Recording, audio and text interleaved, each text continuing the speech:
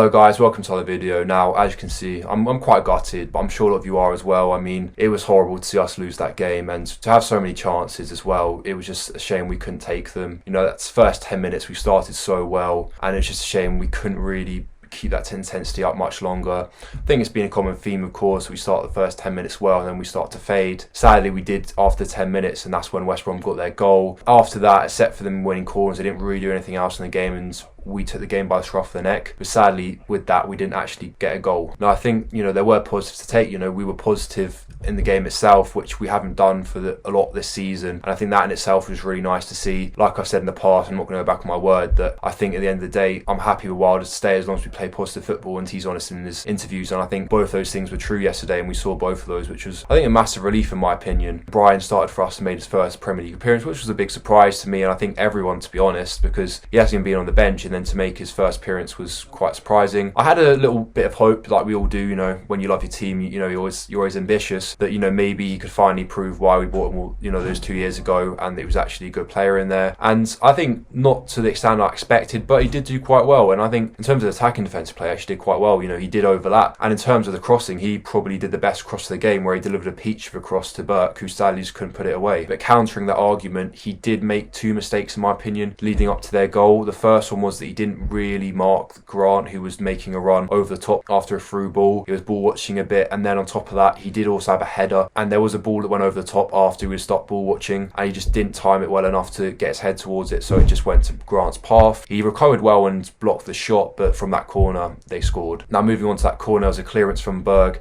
and he just didn't clear it enough. He scuffed it and it went straight into Gallagher's path, and no one was there to mark him, and I think that was meant to be Fleck's job, and he didn't do it on numerous occasions because it kept happening and nothing changed, and he kept having that freedom outside the box. I think continue with that, it was very poor that happened. I mean, in recent years I've been playing Sunday League football, and I know that if I'm on the edge of the box, the first thing the opposition said is mark him, make sure he's marked. So for us not even to do that, Premier League football is a bit questioning, to say the least. But they got the goal, and I think in fairness to us, they didn't really do anything after that. They won corners, but that was really it. We played positive football, like I mentioned already, which was great to see, and created plenty of chances, but we just couldn't convert them. So if we start with Baldock's chances, I think the first one he had inside the first 10 minutes was a good idea. I know it didn't work out, but I think it was a smart finish. You'd just go across the goalkeeper's momentum. He was never going to get there, which he didn't. It was a shame there's three players in the way to block it off the line. I think for his other one, it was his left foot. And this is where you can kind of take it as you want, because you could say that for a right back to score with his left foot with a first time finish is very optimistic, and we shouldn't really be blaming him. But at the same time, you've got to remember he is also a right wing back for us, so it means he's attacking and defending, and considering there's not really much support on that right side, maybe for his job he's expected to do better with those chances. So our chance there was take it how you want to. For me,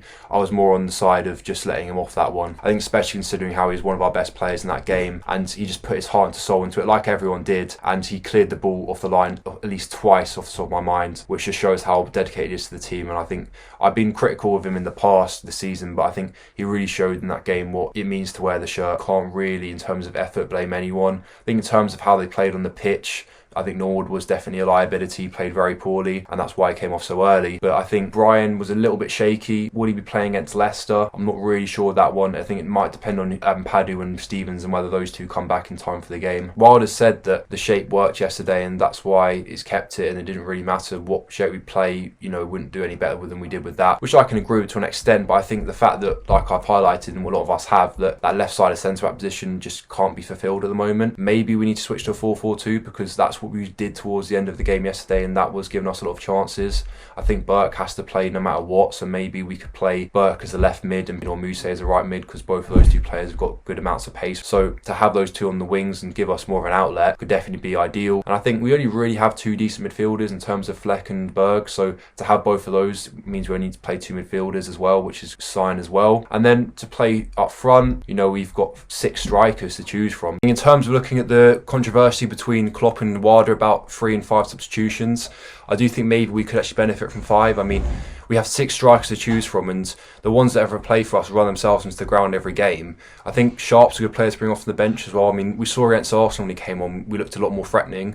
He's actually the only player to score that's gained us the point this year as well. So I think someone like him, it's hard to put him on the bench when you've got people like Brewster and Mousse on there as well, so I do get why we're not playing him. But if we have 5 subs, then I can imagine the bench will be increased in size as well, and that means we've got more people to bring off the bench, because you never know how the game's going to go. And I think, you know, like fitness, we are struggling a bit this year. We're not as fit as we were last year, so maybe having more people on the bench is going to give us a breath of fresh air. And, you know, psychologically as well, if you think in your position you'll be playing 90 minutes, you kind of conserve your energy a bit. But if you know now you're more likely to come off, then you can use more of it throughout the game, knowing you can take a rest and get off a bit earlier, so that it doesn't matter as much. Anyway, let me know what you think, if you think Wild is still right about this. But as petty as the comment may have been, Klopp did have a point. We have only got 1 point out of 9 games with the 3 subs, so surely it can't go much worse for us than it already has. It's so hard, like I've said though, to have so many chances and see them squandered. I think even the 85th minute, if we converted one of them, West Brom's heads could have dropped completely and ours would have risen so much we could have quickly got a second as well. But it wasn't meant to be. Maybe it could be really clutching at straws here, but I'm just trying to find optimism, so I'm going to go with it anyway, which is that now that we've lost, maybe we can play with freedom and no fear, and just anything that happens is a bonus for us this season. And you could argue maybe playing against the Leicester team, who are feeling the pressure of trying to get in the Europa League and Champions League places, against us who aren't feeling any pressure at all, could definitely help us going into the game. But like we know, the goals didn't come, and I think Wilder after the game was very honest in his press conference, which was a breath of fresh air, and it was really good to see after last season where he was doing it constantly. And this season hasn't been a recurring theme. Hopefully